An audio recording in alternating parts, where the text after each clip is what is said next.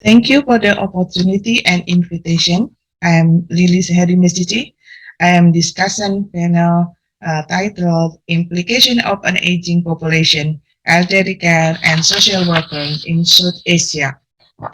I received three papers and all of the papers are very interesting, uh, raising the issues of a working older person, living arrangement and intergenerational transfer and health insurance coverage for the older person. For the first paper, I thought about the elderly working issues in Indonesia, determinant of working elderly in demographic transition. This is a very interesting topic about the working elderly people.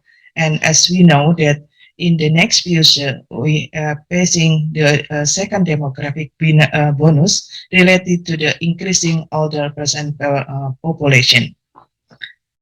But in this paper, there are need to be considered what is the main issues or novelty of this article, because there have been many studies related to the working older person determinant.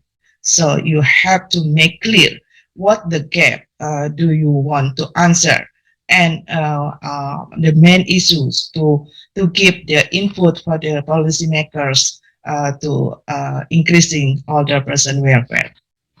And the next, it should be clear also to in using the term elderly, older person, or aging. The term elderly is often used to describe a frail individual without applying the well-known and valid criteria of frailty. But for the population context, usually use older person. And I think you have known about the term aging is the process to be older. In your paper, also to be clear what the meaning of the demographic transition, what the indicators do you use, and because the demographic transition consists of several phases. For example, we have known the four stages in the demographic transition: pre-industrial, urbanizing, or industrializing, major industrial, and post-industrial. So what do you mean about the demographic transition in your study?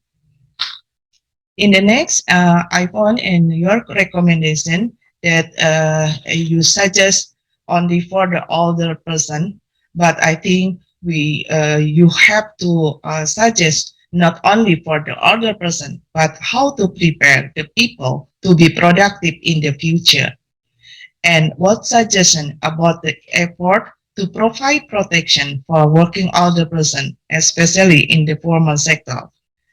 As we know that the people who work in formal sector less than in informal sector, including the elderly.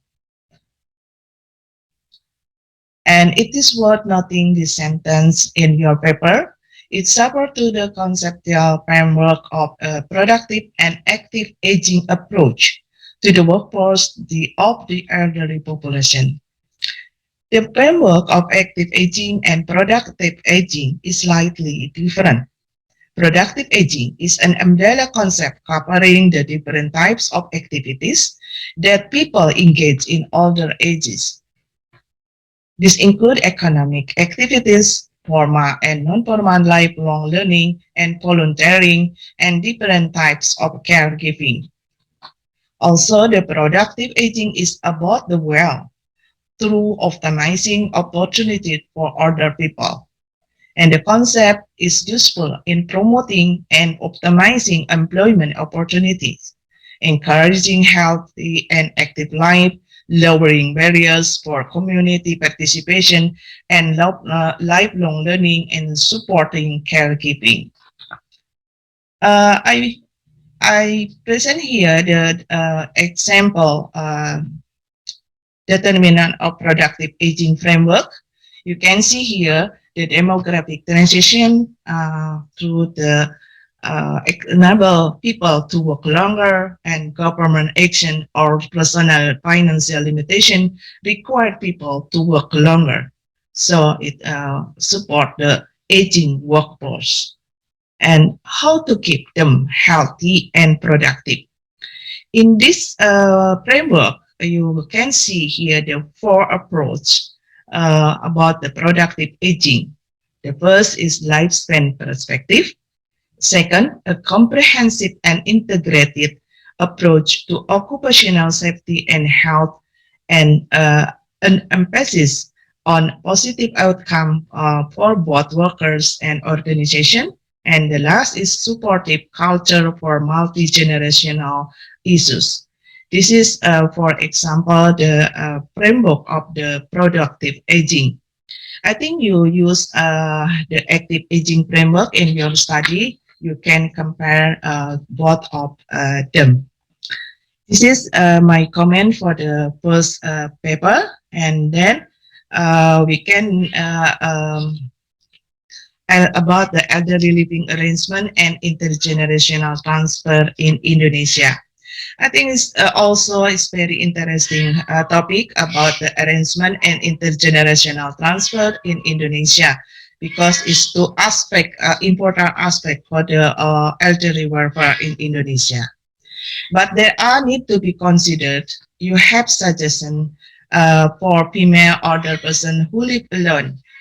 Based on your analysis, there are several characteristics about the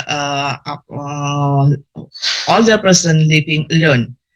But you not mention about the older person who live alone aged 80 plus. So, what is your suggestion for the female older person who live alone aged 80 plus?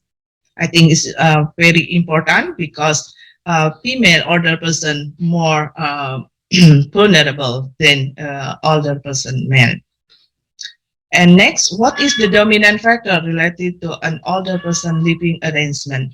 It is important to know what the older person need for their living, and what the best kind of the transfer related to older person living arrangement, because some of the older person transfer to children on also to grandchildren, not from the children to older person, but the older person keep transfer to another household member. And next, in your recommendation, you mentioned about the patterns of living arrangement and intergenerational transfer should be taken into consideration in developing old age support policies. Based on your statement, what patterns do you suggest for the older person welfare? This is my comment for the second paper, and then this is the last paper about the elderly and health insurance coverage in Indonesia. I think it is also very important and very interesting topic about health insurance, because it is the main issue about the elderly is a health problem. There are need to be considered why are there more working older person who don't have health insurance. I saw in your analysis that there has many older person don't have health insurance. And what do you suggest for increasing their participation in health insurance? I think this is the main point we have to elaborate to increase the participation in health insurance, especially for older person related their health status.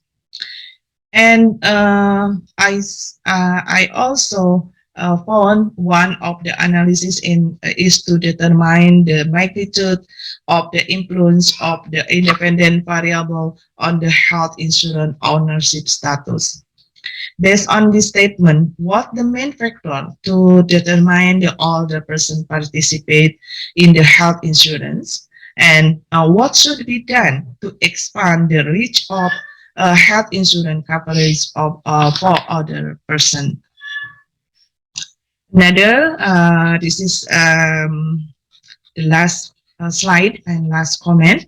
One of the obstacles to becoming a participant in health insurance is the ownership of the single identity number or population identification number, or we can call the NIK.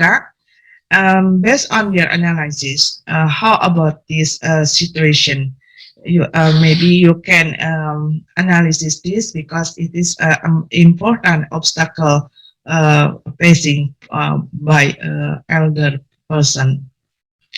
And it is the last. Based on your study result, what the example efforts to reduce the gap in health insurance coverage for older person? This is my comment and suggestion and input for all of the presenters and for all of the articles. Hopefully it will be useful to improving your paper. Thank you very much for your attention, and Assalamualaikum warahmatullahi wabarakatuh.